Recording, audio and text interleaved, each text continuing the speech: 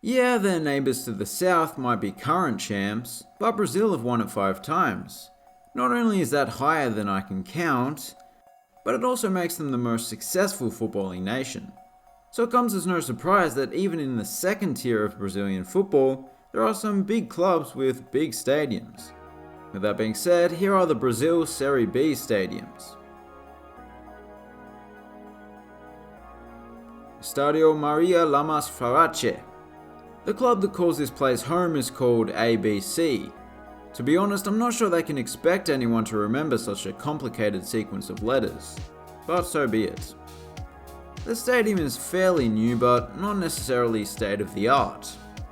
As is often the case, the main stand has the luxury of a roof and bucket seating, while the unfortunate ones in the other stands have uncovered concrete to sit on.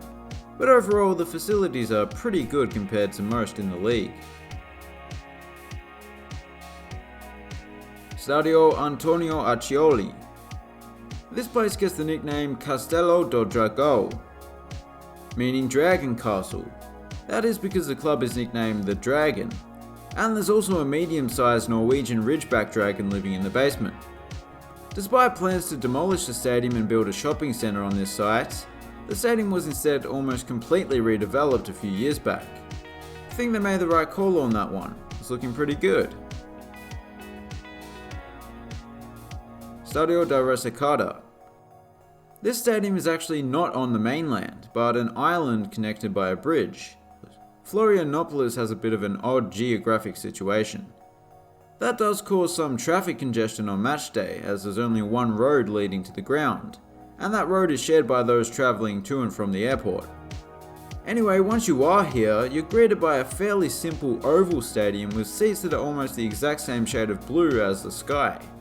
Geez, next to an airport, that could be a bit dangerous. Stadio Santa Cruz. This seemingly straightforward bowl stadium was refurbished just a few years ago. From that refurb, it gained some vibrant new seats, as well as a rather nice modern facade that sort of matches those seats, and various other facilities for make benefit glorious team of Botafogo SB. It's looking pretty good nowadays, however, it remains a fairly simple bowl stadium overall. Castelao is comfortably the most technologically advanced stadium in the league, and that's due to the fact that it was extensively renovated prior to the 2014 World Cup. In fact, if you were to look at the old stadium, you'd probably say that it's been rebuilt rather than renovated. The clean-looking all-white interior is fairly typical of modern multi-tiered bowl stadium layouts. But the exterior does at least carry over some of the design language from the old stadium, which I like to see. Arena Conda. That name is not a play on words to make it sound like a giant snake. It is in fact named after an influential indigenous land rights activist from the area. Arena Conda does have a good ring to it though. Anyway, although it's fairly basic, the facilities are in decent condition throughout, as it was redeveloped in the late 2000s. It's kind of similar to the first stadium we saw, come to think of it. Similar backdrop as well. Estadio Rei Pelé. In case you're wondering, yes, it is named after that Pelé. The name means King Pelé, which goes to show you how revered he is, as he played for another club in another city. The stadium itself has one of the more distinctive designs in the league, with 3 sides being bordered by this sloping C-shaped double-tiered stand, and there's just your regular straight single-tiered stand on the remaining side. It comes together to form a pretty cool stadium. Stadio Heriberto Holse. Once more, this stadium is one of a kind in this league. In your average European league, however, this would be a dime a dozen, with its metallic exterior, wraparound roof and its single-tiered bowl seating layout. It does have a bit of Brazilian flavour with those painted concrete terraces, however. You wouldn't see that in Luxembourg. I don't know why I chose Luxembourg specifically, but I'm sticking with it. Estadio Brinco de Ouro. I do apologise to the Brazilians, this must be painful to listen to. Originally this stadium was your bog standard bowl stadium, but it gained this upper deck over here in the late 70s and became an asymmetrical stadium, giving it a bit of character. Interestingly, the club put the stadium up for auction a while back and sold it to a supermarket chain for just $20 million. They weren't too happy with that low price. I suppose the supermarket chain probably had a loyalty card and took advantage of the club's rewards program to get that low price. Stadio Novelli Junior. If I didn't know better, I'd guess that Novelli Junior is what they call a children's book in Brazil. It in fact means new juniors. The seating layout here is a little interesting. There is a track around the field, or space for one. The three of the stands are more or less straight, with a slight bend at the ends, leaving those sitting in the corners a long way from the field. Other than that though, it seems like a nice ground actually. Stadio Alfredo Giacconi is a very green stadium, and not just because of the green seats and the green grass that makes up the field. If you've watched the channel for a while, you'd probably have recognized my weird obsession with some kind of wooded hill in the backdrop of a stadium. But even better is a wooded hill that transitions into a grass terrace, that transitions into a concrete terrace, as is the case here. Very beautiful. Stadio del Caffè. Stadiums and coffee, that's pretty much me. Ironically, the city is called Londrina, which means Little London. I mean, they do have coffee in London, but it's synonymous with tea, coffee's arch nemesis.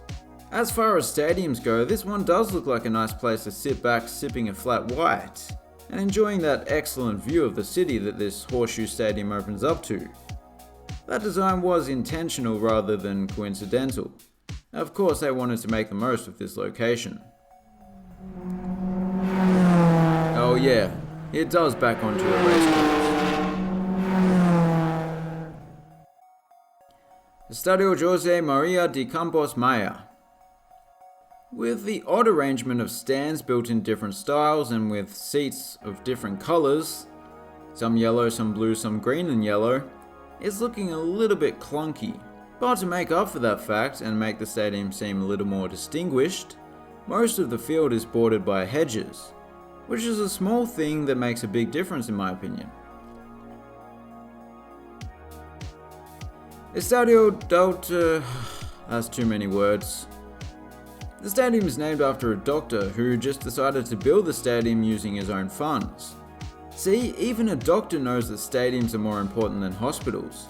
What have hospitals ever done for anyone? Okay, I'm gonna stop myself there. Anyway, the stand that wraps its way around three sides of the field is very distinctive. Not just because it has a big picture of a kitty cat there on the seats, more so the way it angles down at each end in an aesthetically pleasing way. Estadio Moises Lucarelli is an especially elongated stadium wrapped in an all-white yet still kinda interesting facade. It's another ground that is bordered by hedges, but it's also bordered by something less subtle and elegant, and that is the white wall of advertising, let's call it. The northeastern end of the ground certainly has an odd look to it. Not sure what's going on there. It is actually quite an interesting stadium overall. Castello. A different Castello from the first one we saw. They look totally different. Only a fool could get the two confused. Like the other one though, it too has a wraparound roof. It is however much less extensive. What it does have over the previous Castello is the colourful seating. But it loses points again due to the fact that it has a track around the field. Yeah, I think the Fortaleza Castello is the king of Castellos for now, but this is still one of the better grounds in the league for sure. Stadio Ilho do Retiro.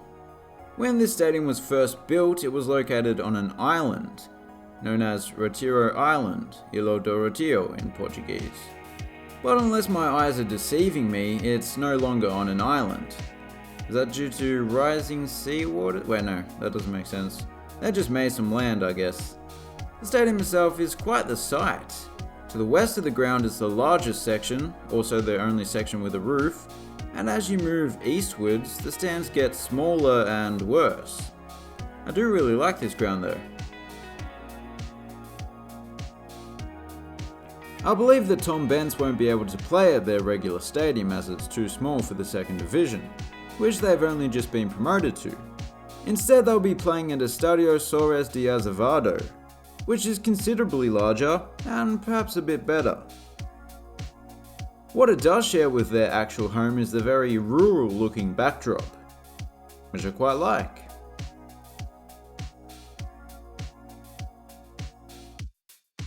I'm gonna give you a break from my horrible attempt at Portuguese and call this place OBA, which is its common abbreviation. Most of the capacity in this modest stadium is coming from this U-shaped stand consisting entirely of painted concrete terracing. One little quirk is that they've set up these gazebos over the stand to shade a fortunate minority. It looks odd, but I guess function is more important than form.